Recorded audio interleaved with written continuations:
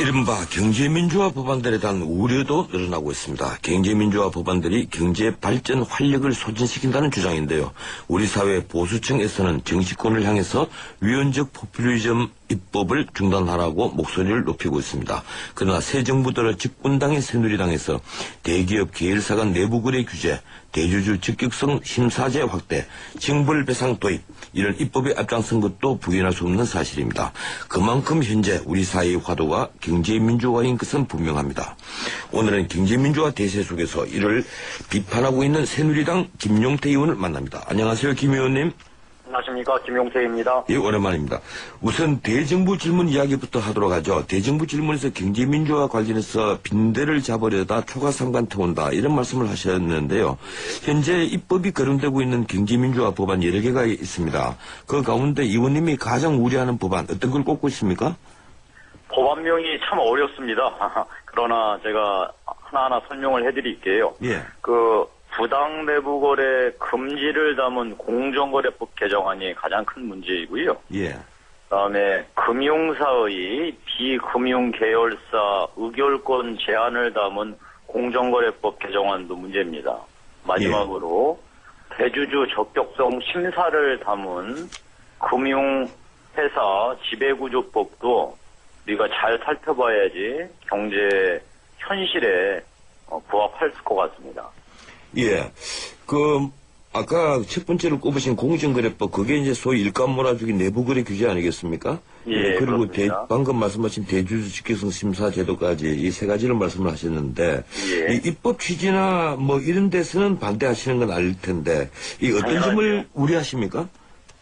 일단 부당 내부 거래 금지를 담은 공정거래법 개정안은 예.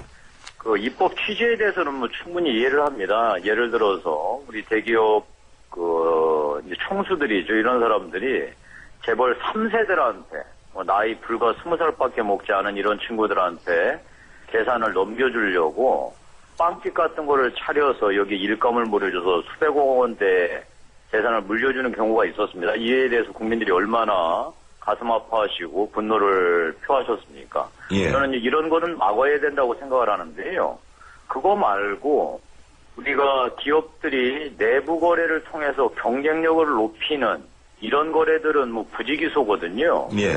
예를 든다면 현대자동차의 경우 물류 부분, 부품 제조 부분, 다음에 이 모든 공정 자체를 전산화하는 이런 부분들은 수직 계열화해서 자기 자체의 경쟁력을 높일 뿐만 아니라 이런 것 자체가 가격 경쟁력을 담보하는 중요한 수단들입니다. 예. 그러나 현행 진행되고 있는 이런 입법 논의들을 보면 이러한 거래들이 자칫 잘못하면은 불법으로 규정될 수 있는 이런 우려들이 있는 거지요. 예. 물론 이런 이제 논의들이 진행된 데에는 기존의 법이 부당한 내부 거래를 규제하기가 쉽지 않다, 입증하기가 어렵다라고 하는 이제 문제의식에서 이런 논의들이 시작됐는데요. 예. 그렇다손 치더라도 정상적인 내부 거래를 통해서 경쟁력을 확보하는 이런 거래들마저도 불법으로 간주될 수 있다는 것은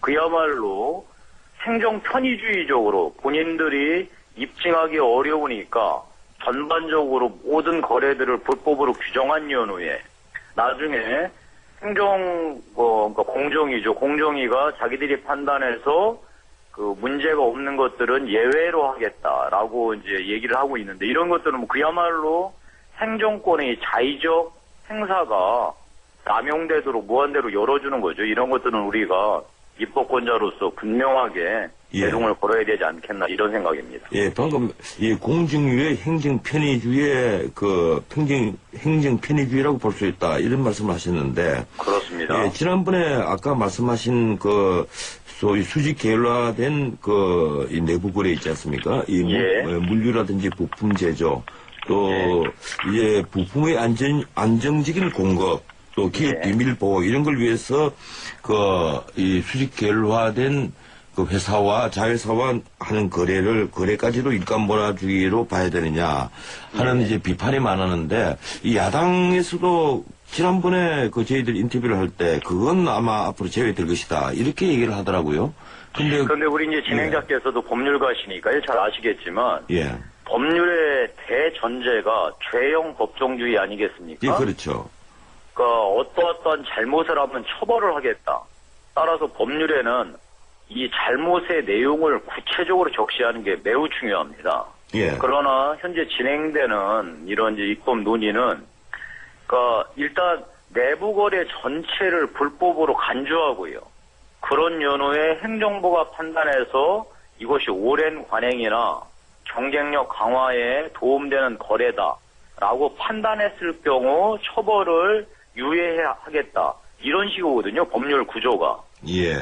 저는 이것은 자칫 잘못하면은 아까 제가 모두에 말씀드린 대로 행정권의 자의적 행사를 무한대로 열어주는 꼴이죠. 아니 제가 지금 드리는 질문은요. 예. 그 아까 방금 말한 그런 경우의 그 수직 계열사와의 거래는 예. 이번 입법에서 제외를 하기로 여야 간에 합의가 됐지 않습니까?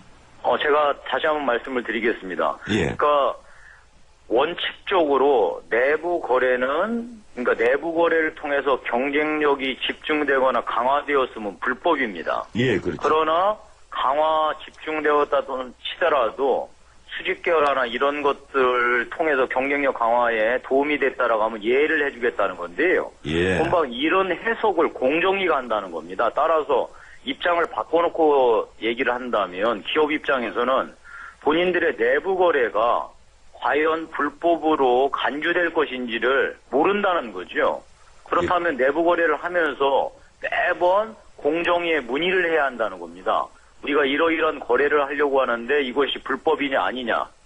이런 식으로 한다면 기업들이 얼마나 그 리스크가 크고 비용이 많이 들어가겠습니까? 그러나 예. 따라서 이 법을 제정하기 위해서는 반드시 해야 할 것이 이러이러한 행위를 해서는 불법이다라고 하는 것을 명확하게 명시해야 한다는 거죠. 예, 죄인 법정주의 예외 조항을 얘기죠. 명시하는 게 아니라 불법 조항을 명시하는 게 올바른 입법 방향이라고 생각하고 있습니다. 예, 그렇군요. 이 부당한 단가이나 또 부당 그 발주 취소, 부당 반품 행위 등 소위 하도급법상의 거래질서 위반을 했을 경우에 이 예. 징불배상을 하겠다 이렇게 건놨었는데요. 이 민주당은 3배 징불배상안, 근데 새누리당은 10배까지 할 수 있다. 이래서 징불배상안을 대폭 올렸습니다. 지금 예. 현재 어떻게 논의를 하고 있습니까?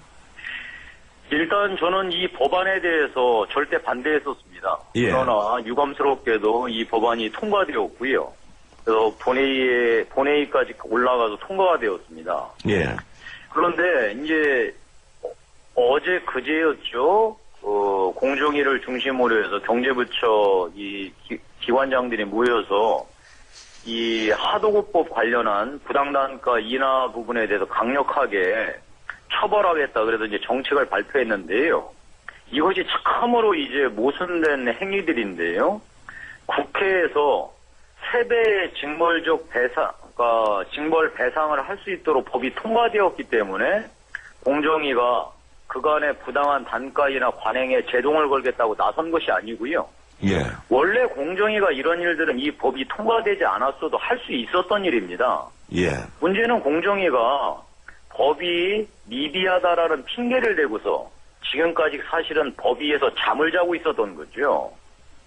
공정위가 기존의 법률 갖고서도 충분히 정말 국민들이 납득하기에 그리고 당사자들이 납득하기 어려운 이 부당한 거래 행위에 대해서는 충분히 징벌하고 처벌할 수 있었음에도 불구하고 그런 일은 하지 않다가 이제 국회에서 3배 징벌배상 소송이 들어오니까 아시다시피 진행자께서 징벌배상이라는 거는 국가가 하는 게 아니라 개인이 신청해서 법원의 판결을 받아내는 거 아니겠습니까? 예.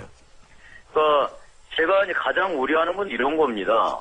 이것이 경제의 자유로운 어떤 계약 행위들에 대해서 계약 일종의 안정성을 절대적으로 해친다는 거죠. 저는 자칫 잘못하다가는 우리가 정작 자본하고자 하는 대기업들이 중소기업에 대해서 부당한 납품 단가 인하를 하는 요 부분에 대해서 징벌적 손해배상이 이루어지는 것이 아니라 중소기업과 소기업 간, 소기업과 개인 간, 무한대의 조합이 가능한 이런 부분들에 대해서 무분별한 이 징벌적 손해배상 소송이 벌어질 것이고, 그랬을 경우에는 정말 일대 대혼란이 일어나지 않을까, 이 부분을 계속 우려하고 있는 겁니다. 예, 그렇군요.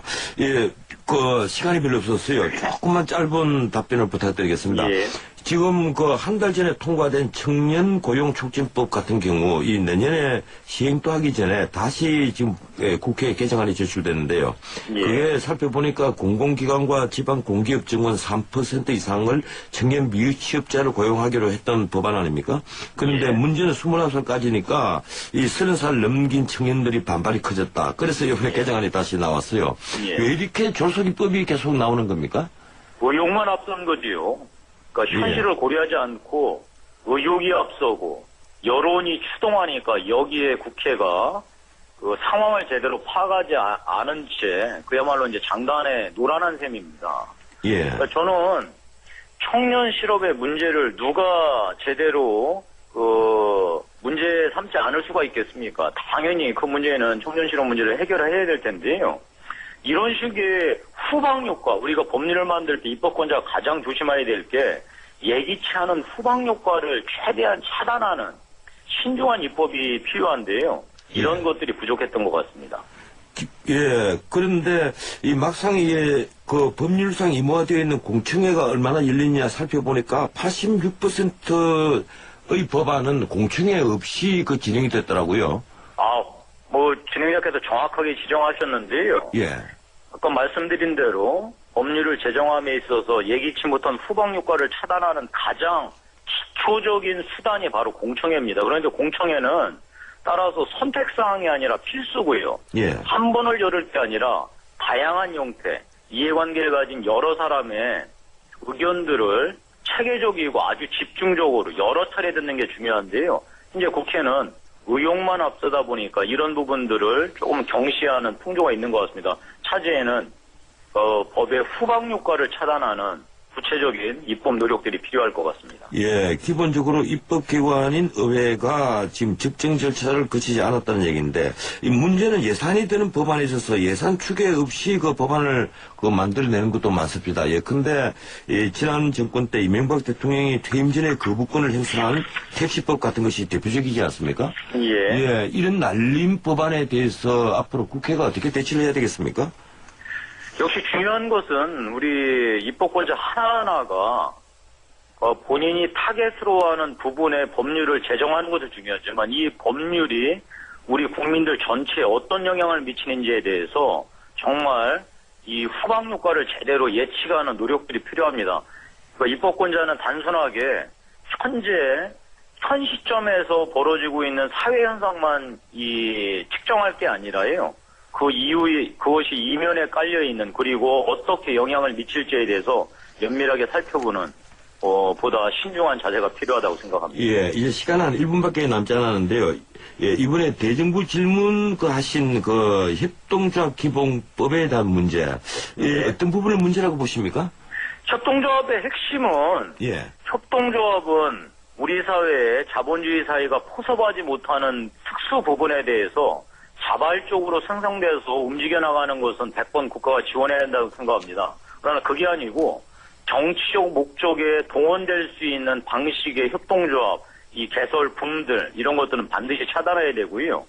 특히나 협동조합이 만고의 진리처럼 새로운 자본주의의 대안이다 이런 식으로 특히나 정치권이나 일부 지자체가 국민들을 추동해내고 이것을 동원해내는 이런 방식들에 대해서는 정부가 분명한 입장을 갖고 이것을 차단할 수 있는 정책들을 내놓아야 한다고 생각합니다. 예, 이 시간이 별로 없어서 미안한데 오늘은 여기까지 듣겠습니다. 예, 알겠습니다. 예, 지금까지 새누리당 김용태 의원이었습니다.